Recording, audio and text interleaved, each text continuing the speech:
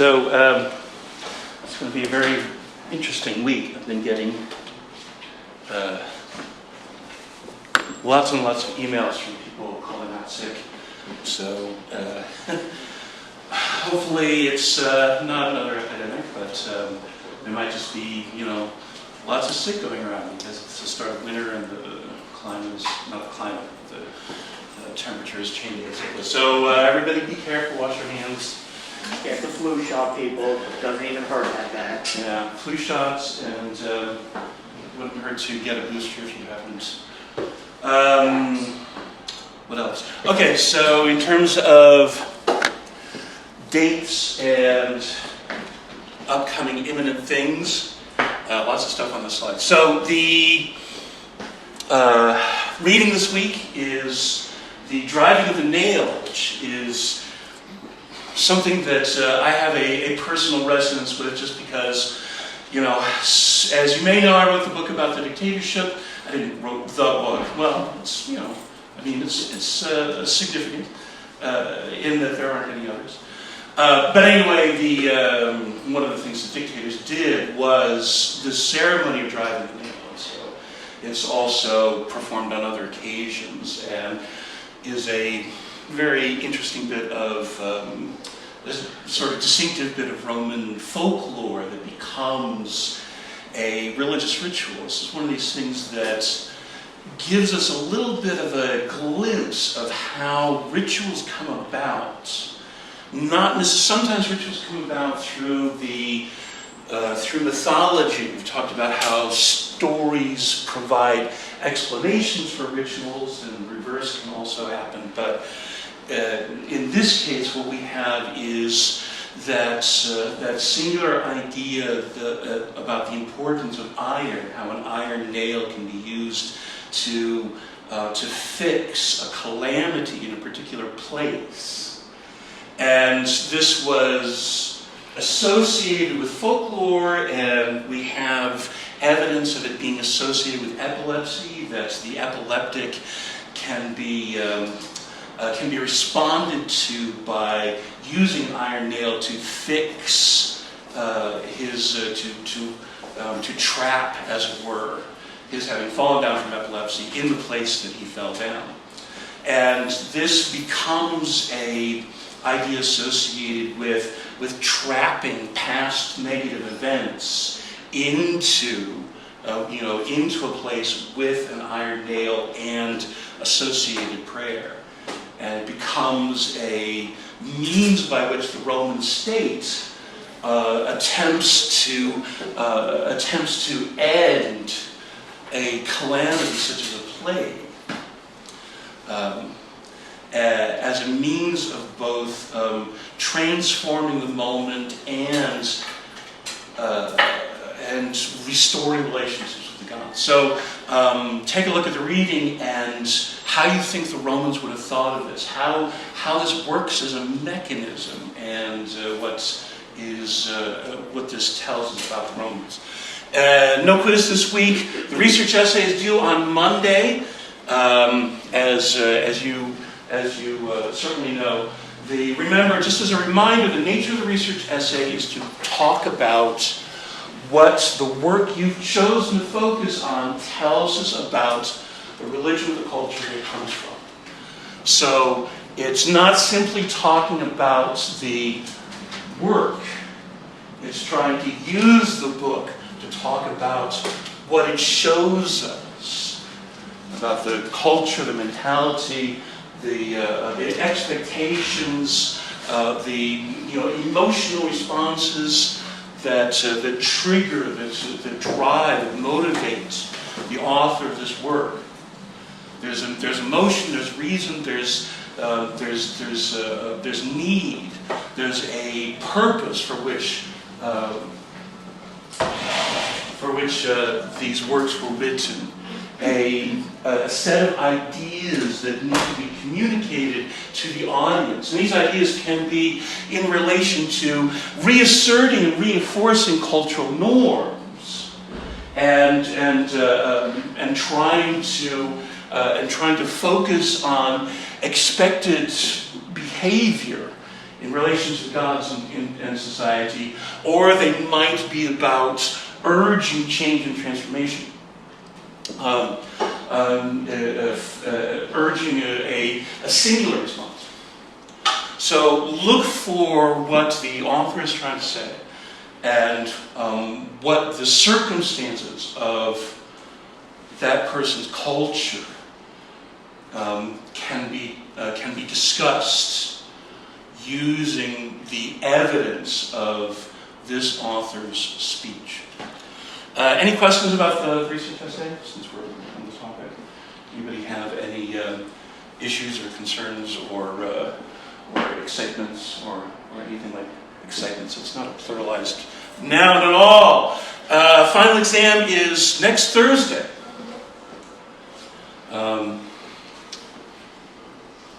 Right? Yeah. So it will be here in this room at 1 o'clock. Not at our usual time, but at 1 o'clock. So make sure that you are here. Then if you show up at 1:30, you will have a half hour less to take the exam. The review sheet is uploaded and on the website. And that talks about both the content and the structure of the exam. As we talked about last week, the basic idea for the exam is that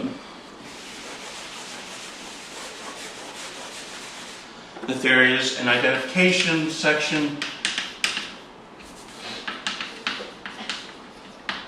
identification, impact, and essays. So this will be about 40-60 in terms of total points of the exam. I'll ask you to write about 4 or 5 terms or names that come from the review sheet, and give me not only a definition but a page-long discussion of what the significance of that idea or term or person is, and how it relates to the things that we've talked about in class. And I will give you, twice or 3 times as many terms to choose from, so you'll be able to write about the ones that you're most comfortable with. And then there will be essays. So I'll give you 2 essays to write, and I'll try to give you, 5 or 6 questions to choose from that will relate to the themes of the course. And so you can try to psych out possible essay questions and examples that you would give. How do people in the ancient world communicate with the gods? And what causes that means of communication to be different? Something like that might be an essay question, and then you could give 3 examples. Talk about Hittite divination. Talk about the prophets among the Israelis. Talk about the various means that the Romans communicate with the gods through augury and sacred writings and so forth. So think about possible essay questions and what examples you might give, so that you're not coming into that part of the exam cold. Any questions about the final exam or standing here? I'll give you a chance to, I just uploaded the review sheet this weekend, so I'll give you a chance to sort of look through it, and then if you come to class on Tuesday, our last class meeting, with questions, like things that you're not sure about over the course of the whole semester, that you're wondering about, that didn't make sense, that came up on the review sheet but you weren't certain about, or insights that you've had that you thought might be shareable. So I'll set aside some time next week's class. Come to class with questions, and we can talk more about the content of the exam. Was that a question? Yeah. Can I come in maybe earlier to take the final exam? Because I work from 1 to 6 in preschool teacher, so I can't. I might not be available, but send me an email, or we might be able to do is work out a different time. But remember to send me an email, Ben, so that I can respond to you. The Thursday I have class that day until 12 to 1:15, so it's over You have a class. class on the final exam day? I mean 15th, I think he... Classes end on the 13th, Because, so you he shouldn't said- have any class meetings. Because he Did you have said another there would final? be like You have another a final final? review of Yeah, that A class. final review, okay. Yeah. It's like 1:15, so I mean, I could come later, right? Until 1:15. Well, I have to stop the exam at 3 o'clock because someone else is going to use this So room. I will be there before. So, Otherwise I have to ask him. yeah, check and see if you need to be there for the whole period, because I think taking a final as opposed to a Because review he's also a strict professor. He's is very strict about that. Yeah. All right, send me an email Sure. and we'll try to figure something Yeah, out. I'll notice it. The scheduling for this final is, because it's a hybrid class, it doesn't fit into the registrar's stuff. But it strikes me. Oh, anyway. I don't know if review meetings during the final exam He said period is something that's is considerate to other professors, but what do I know? CUNY is a strange and bizarre and diverse place, and professors do all sorts of interesting and exciting things. And we are fortunate to be able to participate in that. Late papers and resubmissions for reversible deductions all must be uploaded to Blackboard no later than the 26th of December. So if there's anything that you haven't submitted, like a responses write-up or reversible deductions for the images essay or the position paper or the research essay or anything like that, anything that needs to be submitted has to be submitted by the 26th. I won't take anything later than that. I do not automatically give incompletes. Incompletes have to be mutually agreed between me and the students prior to the ultimate deadline, and for reasons having to do with personal differences. Any other questions about scheduling and housekeeping and all that? All right, so what did you guys make of the reading for last week, the Etruscan discipline? What struck you as interesting or unexpected about this reading? Yeah. I guess the concept of contagious, the guy that was pacing the ground, and how prophecy came from the earth rather than just coming from heavens or something like that. Like, I think it was Cicero. Was it Cicero? Right, Cicero. Yeah, he was talking about, well, he was making criticisms. He mentioned how weird or unique that was. Yeah, he seemed to be, Cicero talks in a very arch way sometimes especially about the cultures of others, and he seems to have a slightly bemused response. What do you think it was that bemused him most? Do you think? What do you think he was most surprised by, or that he was reacting most to? Is it just the fact that it was coming from the earth, right, and that kind of thing? Go ahead. I think since he believes the Romans to be a superior people, I think he finds it insulting that people consider the Etruscans the best divinators in the world, Right. because that means that the gods communicate with them the most, and I think he would believe that, no, the gods would want to communicate with us Romans more. The Etruscans really, and that's probably why he's skeptical of it. Mhm. But then also, one question I had was, I remember in the History of Rome class, you told us a story about how some Roman admiral did something with like a goose to decide if he should engage in battle. Is that a Etruscan thing that admiral did, or is that a Roman thing? You're talking about the sacred chickens. Yeah. The short version is that the Romans consulted sacred chickens before going into battle.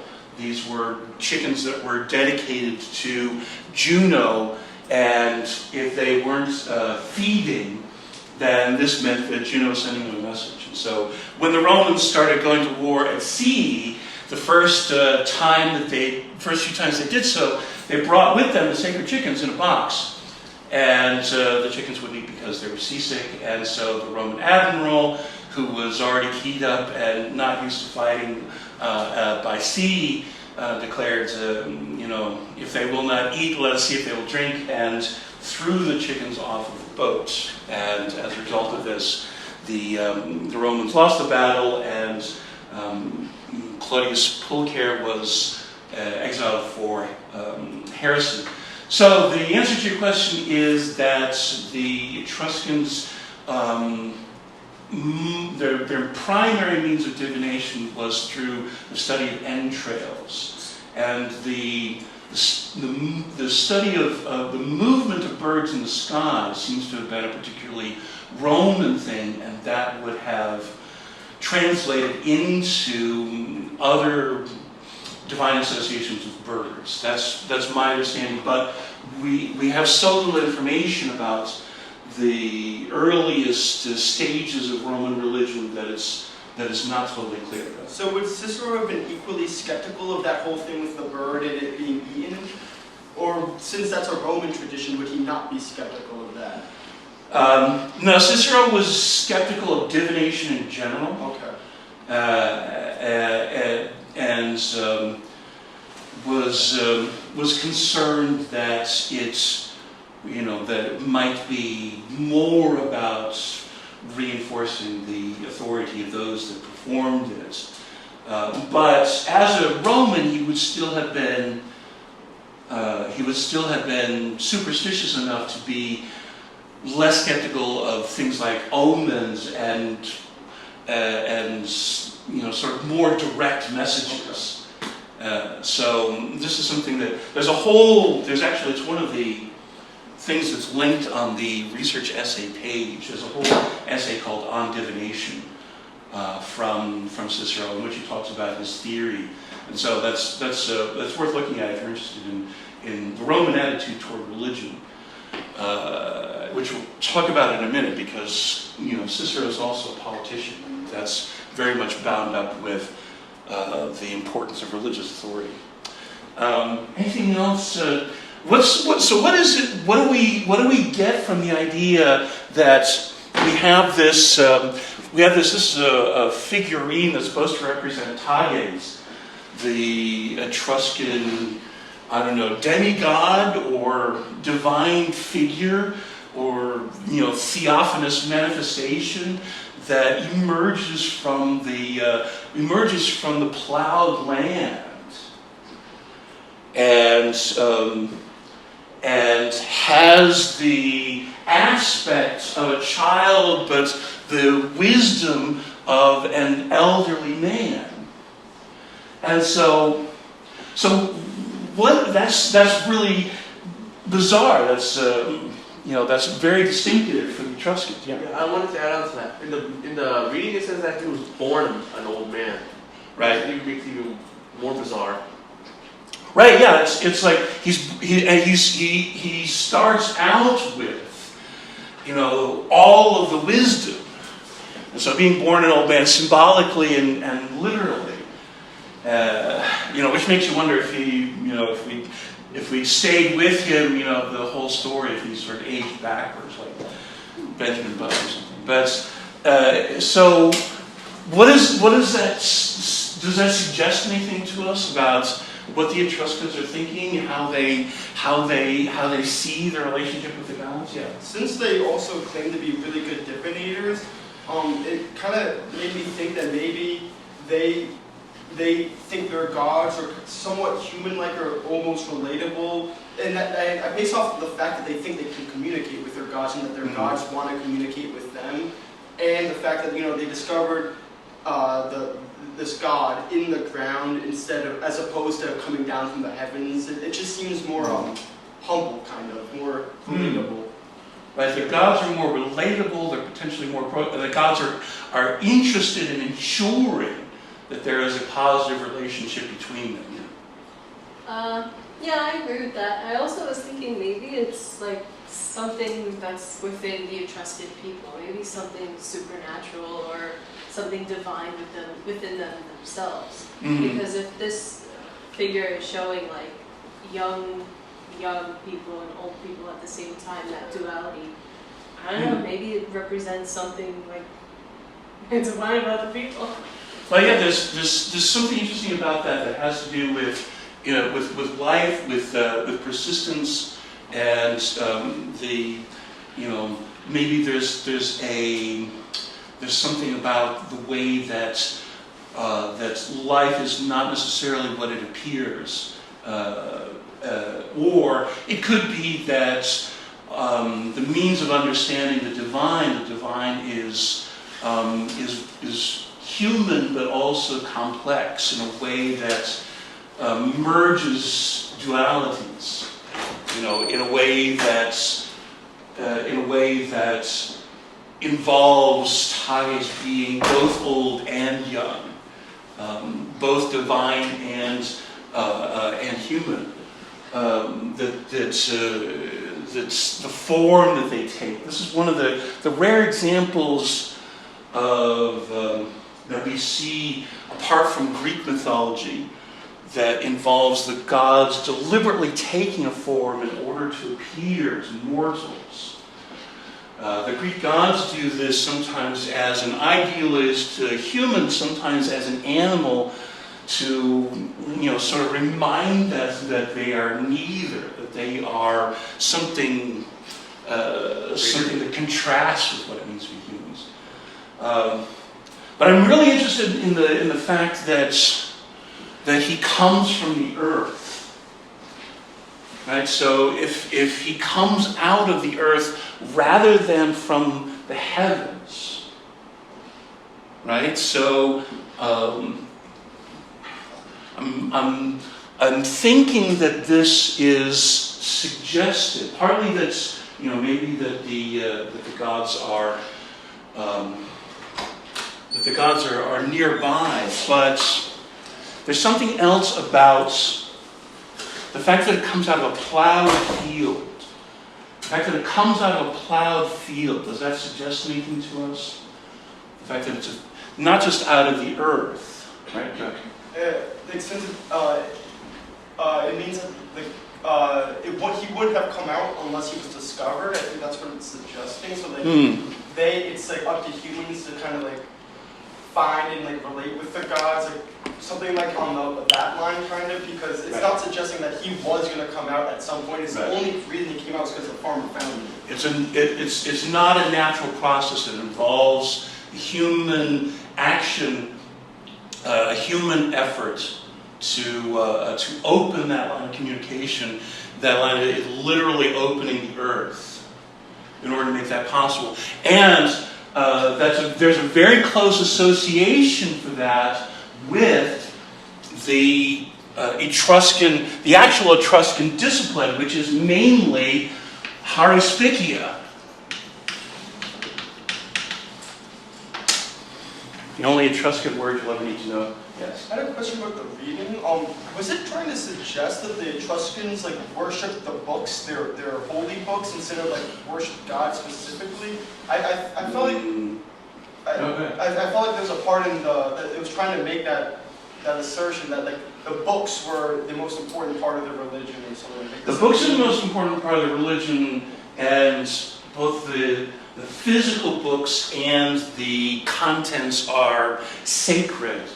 But they're sacred in the sense that they belong to the gods, and they're vital in the sense that they are required. The contents are required for consultation with God. So did the books come first and then the religion, or did the religion come first? And, like, did they find the books on a conquest and then make a religion around it, or did they have? Well, according to their mythology, you know, Tages, orally provides the Etruscan discipline. He orally tells the people how to relate to the gods and how to understand them, and then all of that stuff is written down. So from the Etruscan point of view, the gods come first, and then the knowledge, and then the books, which makes sense in terms of how we've talked about the development of religion anyway. How the books actually come about, we don't know, but it seems reasonable that the same process would develop, that it would have been an oral tradition that was then written down, much like Homer and other examples. I like heard that. this story wrong. I thought they found him and he had the book like in his arms. I thought that's how the story went. Yeah, there's I think there's more than one version, but my understanding is that he tells the story and it becomes books, and figuratively at least he has the books with him. So there's very it's an identical relationship. What he tells is what the contents of the books. There's no deviation between them. So the point I was making about Horspicia, the Etruscan practice of the consultation of entrails, right? So you have this process whereby you sacrifice an animal, and then you open the animal up, and you examine the liver and in other internal organs, but particularly the liver, in order to look for messages from the gods. And this is a very advanced discipline, something that the Etruscans were, as we see from Cicero's attitude, that the Etruscans were very had a very powerful reputation for, that they were advanced in the art of consulting the gods through this process that was particular to them. That was a process of expertise for them. And what do you see happening when you perform Horspicia? You are opening up the animal and seeking the communication of the gods, which is exactly what we're saying about the discovery of Tages, the opening of the earth is a deliberate action seeking understanding from the divine. So there's some very similar aspects here that give us a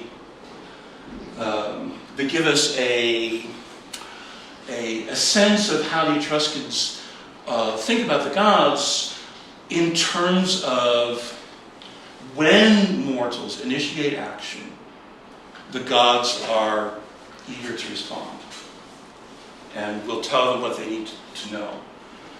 That also suggests that, perhaps the gods leave the Etruscans alone. Mortals and gods leave each other alone unless there's a need, at which point, the Etruscans will initiate contact. That might be over-speculating a little bit, but it's the need for the mortals to initiate the process and to sort of enter into a space that allows for divine response is consistent anyway.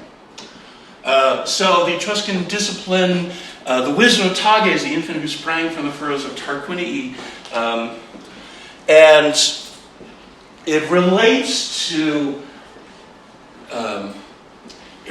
three different means of interacting with the gods. So the Etruscans have three separate sub-disciplines, three different systems of interacting with the gods. One is the primary means, which is the study of animal entrails involved in the sacrifice. The nice thing about studying entrails is that once you have performed the sacrifice and conducted the ritual, you can then implement a feast in honor of the gods, and it can become a communal festival. It's not simply a matter of cutting the animal open and the priest doing all the work.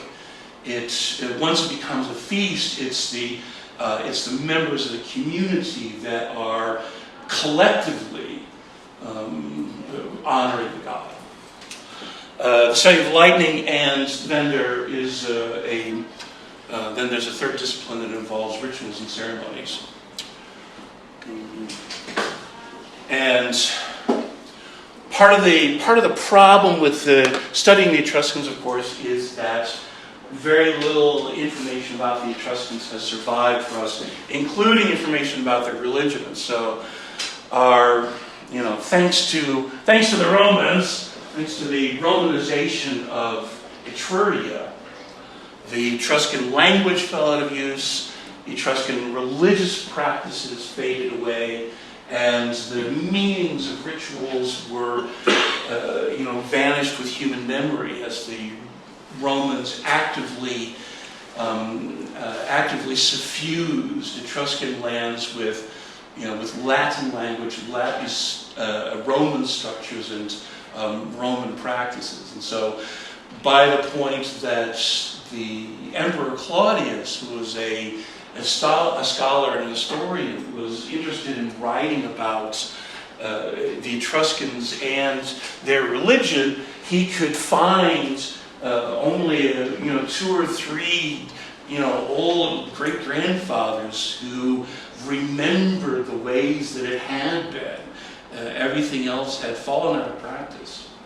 And then, Claudius's book about the Etruscans is lost to us, and so it's even further. We only have bits and pieces, like our reading for this week, that provide quotes and commentary, mostly from a Roman sardonic perspective. Yeah. What you just said about the great grandfathers, the Romanization of Etruria, excuse me. Wouldn't there have been some survivors of that would maintain that religion? You would think, but the thing about Romanization is that it is it's partly a voluntary process, simply because the power of Roman culture, the power of the Roman economy is compelling enough that the people are actively engaged in becoming more Roman in order to have the advantages of connections with Roman business and Roman influence and so forth. And so, that combined with a handful of laws that prohibits, outdated practices and that kind of thing, would mean that it goes underground and then starts to vanish as it fails to gain new recruits. And that only happened with Christianity. And then, the Romans get that done to them with Christianity over the, so there's a bit of irony involved. But so there were people that sought to keep the Etruscan heritage alive, but they weren't able to pass it on, and so that's why there's 4 or 5 generations later, there's nobody left for Claudius to talk to. Thank you.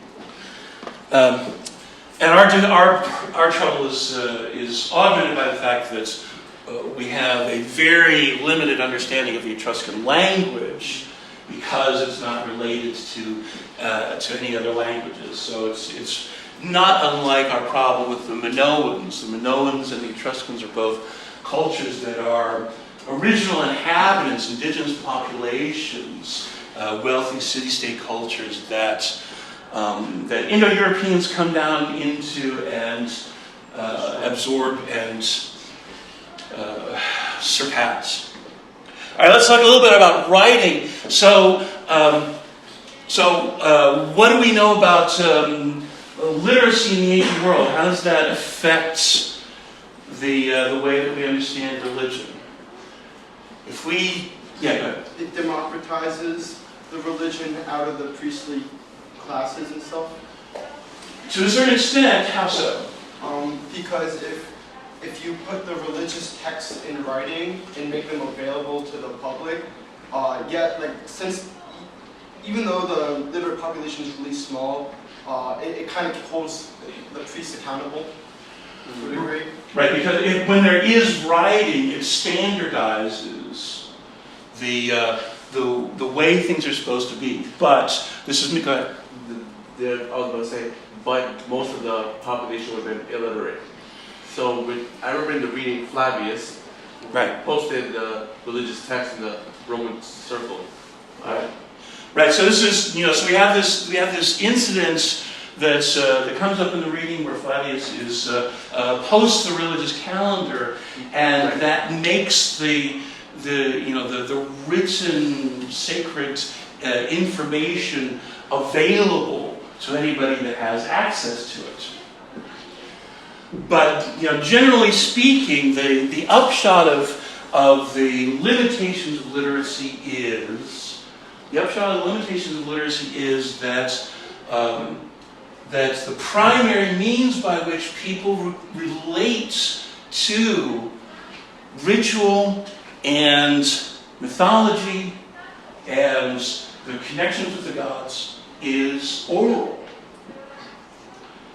And that's difficult for us to keep in mind, as you said, because we study the texts of the ancient world. Because we can't get in a DeLorean and go and talk to them in person. Unfortunately. Although we still end up with problems of point of view and bias, but you end up with, in some ways, an even more distorted picture. But anyway, we end up studying the text, and that blinds us to the fact that most people are experiencing religion in a collective oral context, and the life of mythology especially is situated in the oral space. The importance of rituals is not that they be written down, but that they be performed orally and heard and witnessed. So, we talked before about incantations and prayer. Publicly performed rituals have to be not only spoken but heard, and not just by the gods, but by the congregants, the other attendees of this ritual, in order for it to be effective, in order for the speaker to be acting on behalf of the community. This is all an oral process. So, what we also have to bear in mind is that its literacy varies widely across a bunch of different factors. And so, we have to consider in terms of gender. In some communities, women, at least of the upper classes, are more likely to be literate. What inhibits literacy in the ancient world? Well, as you said, gender, class. Right. So why class? What gets in the way of people not being literate? Money? Money? Why money? You're right. Good. Yeah, good. Because with money you can gain knowledge and you can be more literate. Yeah.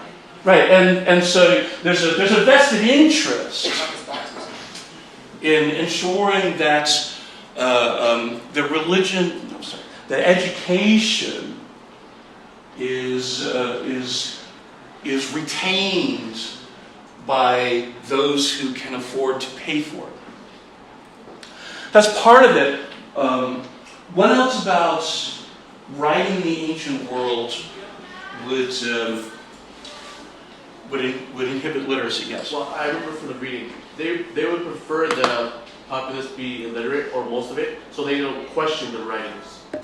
Right. I remember that, if, for example, specifically Christianity, they preferred illiterate Christians, so they wouldn't question the Bible. Right, and that's continued to be an issue all the way through the Middle Ages. Yeah. I was going to say that some of the languages were extremely, or the writing systems were inherently extremely hard to learn. Right. Like the Egyptian one, it's just not conducive to having a large literate population. Right, so the major writing systems of the Bronze Age in particular are intrinsically elitist, designed to have a very steep learning curve in order to restrict literacy to those who are empowered by the knowledge of the written word. And so hieroglyphics in Egypt, cuneiform in Mesopotamia, both of these become, especially cuneiform, becomes progressively more complex, more difficult to access. This changes in the Iron Age with the advent of the phonetic writing system and the spread of the alphabet, but it's still true that some people are empowered by the written word and seek to retain that. So, yeah, the type of writing system is a part of the differences in literacy across space and time. It's not something that we can talk about in a uniform way, although that's pretty much what I'm doing anyway. And so as a result of this, we want to think about religion as something that's experienced orally that involves people speaking and people hearing in the presence of the divine. So the ways in which writing affects religion. This is a Roman calendar, by the way. This is more of a market calendar. It's designed to, when this is after this sort of revolutionary moment that the writing article talks about, the Romans would began regularly posting calendars in the marketplace. Why would you need to know the calendar in order to trade in the marketplace for the Romans? Any thoughts on why it would be important to know what day it is when it comes to trade? Yeah. I guess for like ship schedules and stuff. Like if you know it takes about a week for a ship to get from Egypt to Rome, or stuff like that. Or overland travel in Italy. That's part of the practical aspect of it. And the Romans had 8-day weeks for trade, even though they had 7-day lunar weeks for other purposes. For market purposes, they had 8-day weeks. And I have no idea why. I don't ask. Oh, okay. I'm sorry. I don't know. I don't know the reason for that. That was very. And so the calendar was posted so that people would know the market schedule. But most of all, because the Romans were superstitious and certain days were unlucky. If some calamity happened on a particular day, the Romans would record that event as having happened on, the calends of January or whatever. And then that day forevermore would be associated with that calamity. And you wouldn't want to undertake a trade on that day or get married on that day or start a war on that day. All of that is very much a part of the Roman system. But the ways in which the writing affects things, as we were saying, codification. It turns everything into a fish. No, that's not what codification means. Get it? Yeah. Okay, so codification. It turns everything into a code. It turns everything into a standardized set of what is supposed to be understood. And this is of crucial importance because it's a transition from memory. It's a transition from memory. If your culture is totally oral and and things are not written down, then what is remembered is adaptive and organic. It's part of how your community grows and reshapes itself generation to generation. And so things are remembered that need to be remembered, and things are forgotten that don't need to be remembered. But if you write it down, then it becomes fixed and unchangeable, sometimes literally carved in stone. And so as a result, you have things that are preserved that people are forced to remember even when they're no longer relevant. You have things that are required that are no longer suitable.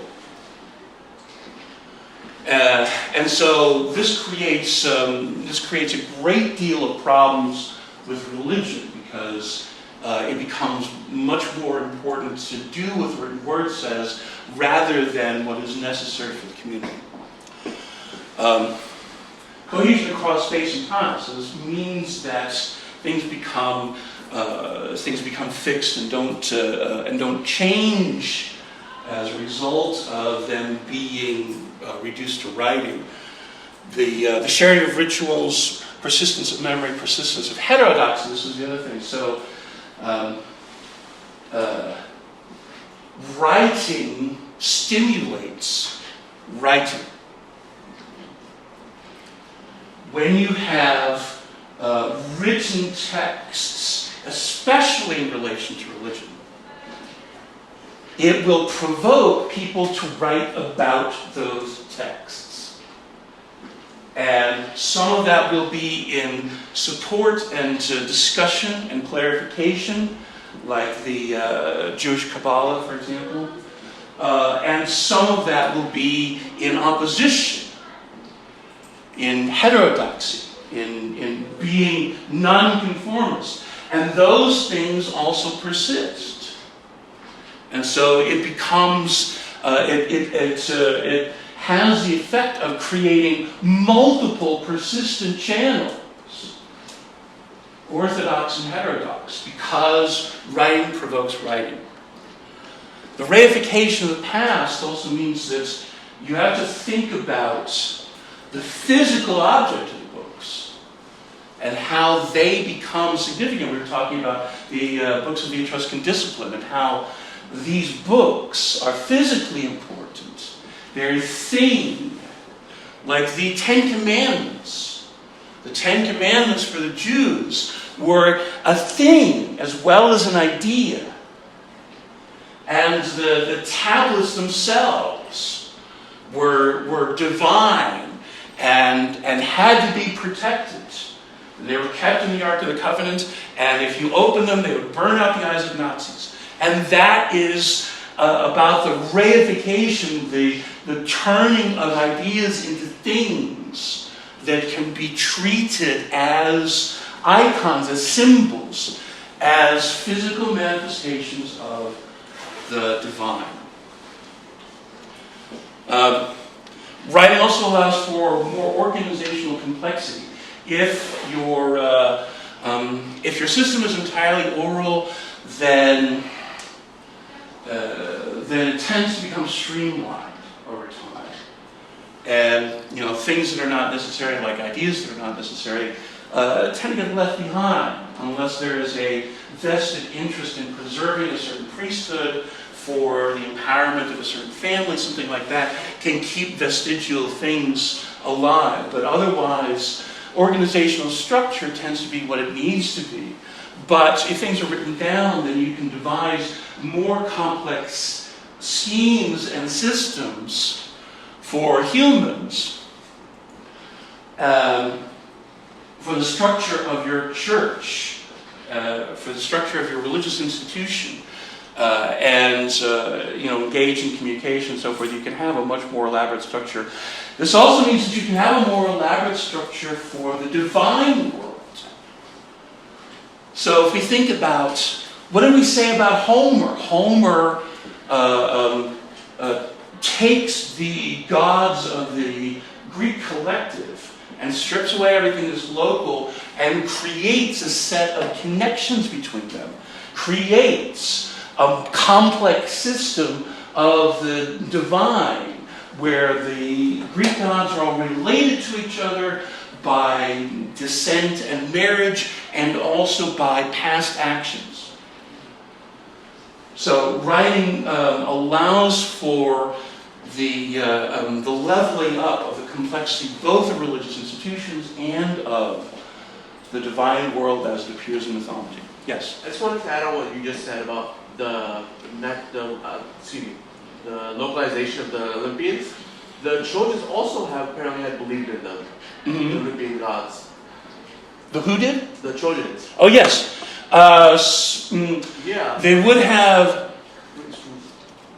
Yeah, the Trojans are a very interesting case because they are on the fringe of two different worlds. So they would have had a great deal of influence from the Minoans and the Mycenaeans in the centuries before the Trojan War, but they would have also had a great deal of influence from the Hittites. I remember reading the Odyssey. Excuse me, did I just... No. I remember reading the Odyssey. The Trojans believed the horse to be a gift from Poseidon, the god of the sea, and horses. Right. So one of so one of the things that we have to bear in mind, though, is that... I'm sorry if we went off topic. No, this is wrong.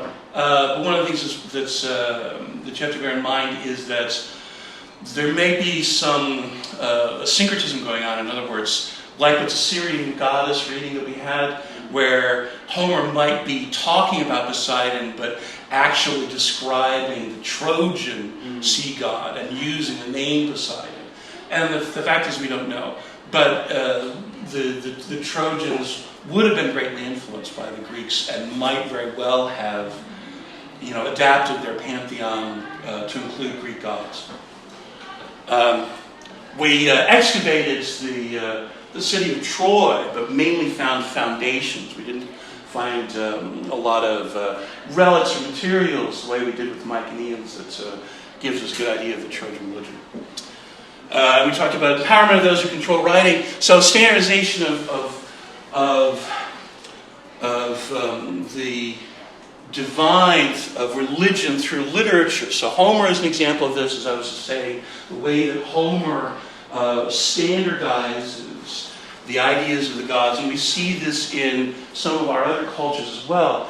The Hittites make a deliberate effort to make a standardized, comprehensive system of divination and mythology by combining the Hittite tradition and the Hurrian tradition and all of the other aspects of the religions of the peoples that they are ruling over into a single compendious system. And this is made possible through the process of writing. It brings about this standardization. So how is this different for Judaism and Christianity, and later for Islam? We talked before about the critical importance of Scripture to these languages, but what? Yeah, go ahead. For example, as we talked about earlier, they would prefer the culturally literate, so they wouldn't criticize the writing. However, the three religions, more specifically Islam, demand that you learn the language so you can read it. You might not understand what you're reading, but you have to read it. Right, and yeah. I'm not gonna lie. It's sort of like being a graduate student. And the some later iterations of Christianity do the same. But what we see with Judaism and Christianity, especially in the ancient world, is that it's primarily oral for most of the participants, and so the written word is of critical importance, but it has to be, it has to be mediated for the rest of the population, and so it brings about greater empowerment of the priests. So how's Judaism and Christianity, in the ancient world, different from paganism in this respect? Is there any kind of a difference between how monotheistic religions are having things that are written down, but then everything is oral, versus how pagan religions do? Yeah. Could the difference be that those monotheistic religions believe their scripture to be actual works of their god, while the pagans, their written stuff, they acknowledge that they wrote it, themselves, while the Jews and the Christians believe. I mean, that's mostly true. I mean, Homer is a work of literature that's created by people, but on the other hand, look at the Etruscan discipline. That came from the word of a god. And so, some of the Hittite divination was originally thought to have been taught to the mortals so that they could do it by the gods. Look at the mystery cults. The Eleusinian mystery cults begins with Persephone instructing her followers on how to behave, and this is then presumably written down. We don't know for sure because we don't have the text of that, although the saga of Persephone is definitely written down outside of the mystery cult. Yeah. Could it be that you can't, for the monotheistic religions, you can't really go outside of it since everything is kind of preserved? Like, you can't really see any new revelations because God already said this is going to happen or this is how it is? Something like that? Something like that, yeah. So part of it is, but there can be new revelations in the form of miracles and the actions of saints and prophets. So there is new information. It's not the total revelation, but it is the prescription for how to think. And so this is the monotheistic God saying, you must think this way, and that is what is enforced by the priests that are mitigating the written word to the oral congregation. The nature of the pagan written world is descriptive.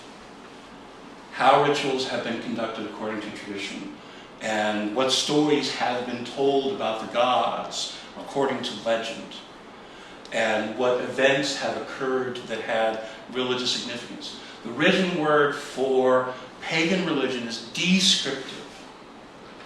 The written word for monotheism is prescriptive. This is how you must think. This is what you must believe. Remember, we were talking about the creed.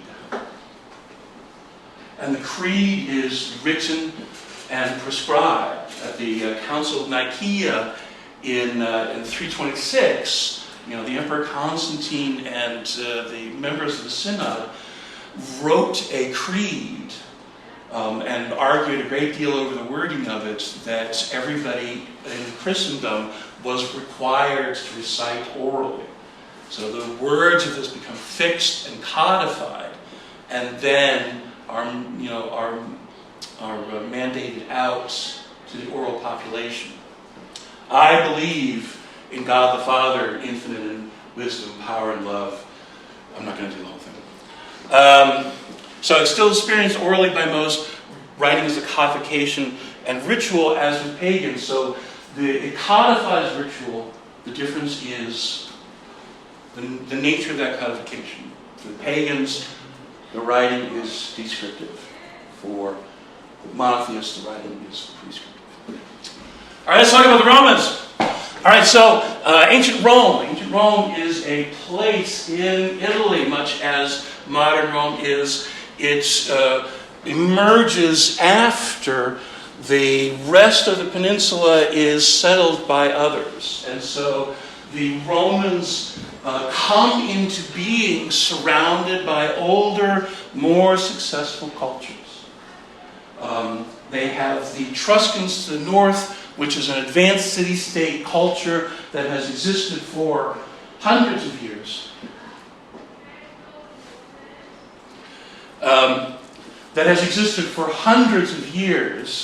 And the Greeks to the south, the Phoenicians to the west, even the hill peoples have been there for a while, and have, even though they haven't built cities, they have ensconced themselves as shepherds and goat herds in the mountains and spine of Italy.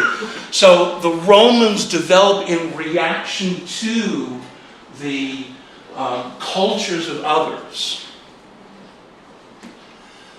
And this shapes their social structure, their culture, and their religion.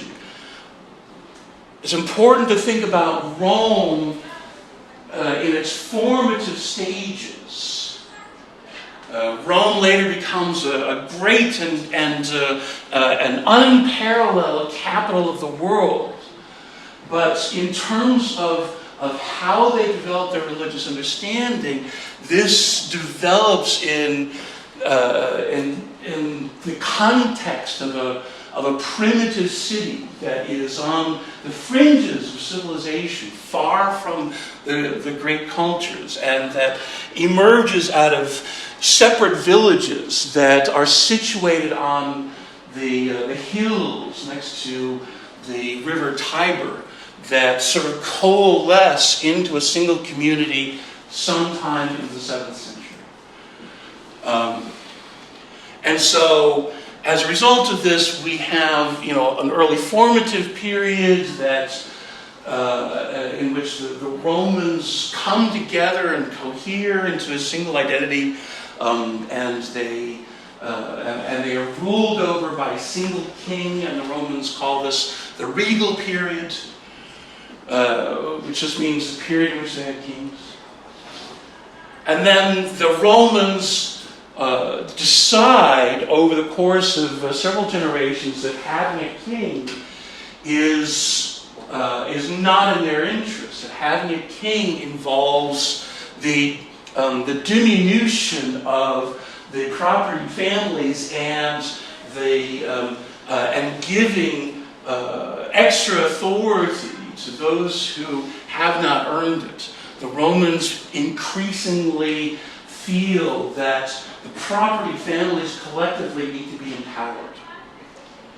And so eventually they abolish their monarchy for very exciting reasons that I don't have time to talk about. And this brings about the institution of the Republic. The main thing for our purposes that's important about the Republic is that it doesn't involve centralized authority invested in a single individual. In almost all of the other cultures that we've talked about, the relationship with the gods is ultimately focused through a single individual, normally the king. With the post-Babylonian captivity Jews, you would talk about the high priest after the Jews returned to Judea. But for the most part, you're talking about kings who are mediating the relationship with the gods. And so there's sort of an hourglass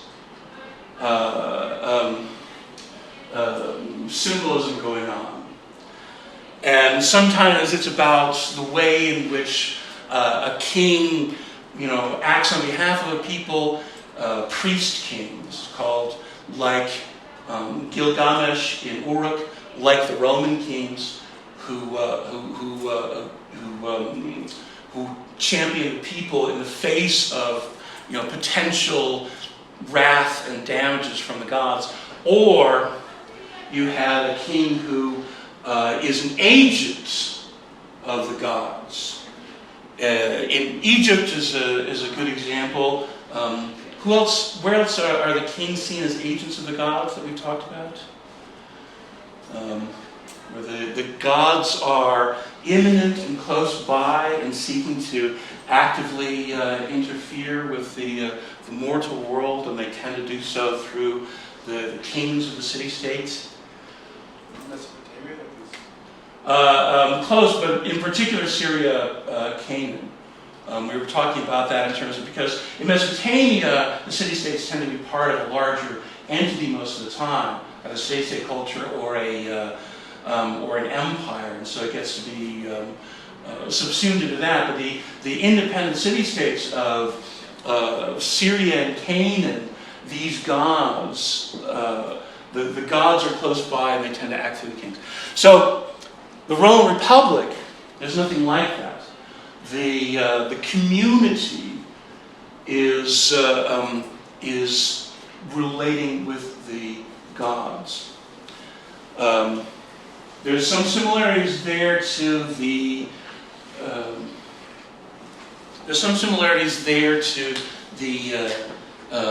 Greeks, but the Greeks are relating to the gods as the entire citizen body through literature, through their culture, through their writings. The Romans relate to the gods through the state, through the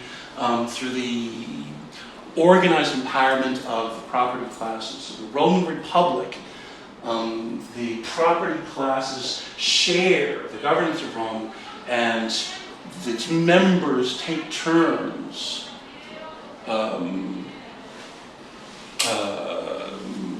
administering the state and fighting Rome's enemies. So it's during the Republic that the empire is formed. And it's during the Republic that Rome forms its relationships with the gods. And so when we get to the time when we have emperors, when we get to the time we have emperors, the empire is already created, and the princeps, the first citizen, people we in English call the emperor, the princeps is there to maintain. It's almost a custodial role to maintain the empire that was created by his ancestors of the Republic. And the same is true for religion. The nature of Roman religion is maintained both in Rome and in the empire under the Principate. The principles and formative nature of this comes during this collective time, during the Republic. The book put it in an interesting way that I hadn't heard before, which is that the Roman gods act as divine citizens of Rome. In other words, the Romans feel that the gods are invested in the Roman community and are a part of the things that Rome is doing, that they need to be included in the things that the Romans are doing. How do the Romans include the gods in what it is that they're trying to accomplish? How are the Romans ensure that the gods are participating in the success of Rome as a place and as a community? Yeah. Don't they have different rituals where they consult with the gods before doing anything, like you said before? Right. So The chickens. the sacred chickens, exactly. The Romans must consult the gods before undertaking any action with the state. And this is because the Roman gods need to be included. The Roman gods are part of this community. And the Romans cannot be successful without the participation and approval of the gods. So it's not like they're seeing the gods as far away on Olympus and minding their own business and running around raping people. The Roman gods don't have stories like that. The Roman gods, the mythology of the Roman gods is not collections of stories about things that the gods go off and do on their own. The gods are a part of the community and space of Rome, and the things that they do are the things that Rome does. The stories of the gods are the stories of Rome. Just like the stories of Roman citizens are the stories of Rome. The Roman gods, and I don't have time to go into this either, but the Roman gods are more elemental, more of a spiritual force than the Greek gods. The Roman gods and the Greek gods are equated as being identical much later when the Romans were ruling over the Greeks. And so, centuries later, the people were saying, well, Zeus is really the same as Jupiter. and Neptune is really the same as Poseidon. But that is syncretism. That is the melding together names for gods that perform similar functions, but are completely different in terms of nature, character, and purpose. Jupiter as an individual, Jupiter, the patron god of Rome, is a very different person than Zeus, even though they perform similar functions. They're both sky gods, they're both chief of their pantheons, but they're not the same god. And they're not even the same kind of god, because Roman gods are more animistic, more forces that embody key transition points of the community. The faces and the statues only become important later. Yes? Would you say that the Greek versions are more human-like? Yes. The Greek versions are more human-like. The Greeks, from the beginning, depict Zeus and Apollo and Athena and so forth as physically human and as motivated by human desires without the restriction of any kind of morality, which is why they go off and do whatever they want. Roman gods are not like that. What else? So the Roman gods, unlike, as you see with the Etruscans, the Roman gods are active in sending messages and warnings to the Romans, and as a result, they receive warnings. They receive honors for Roman successes because they are part of that. And so the Romans, dedicate their festivals and their celebrations to the gods. They ensure that the gods attend. They leave a place at the feast for the god that is being celebrated, and so forth and so on. They're included in these kinds of rituals. Sacred spaces are set aside for them. This is not too unusual, but this is done not as an outsider coming into the city, like we see with temples in other cultures, but because they are already there and deserve and need to be honored with a place that is set aside and sacred to them.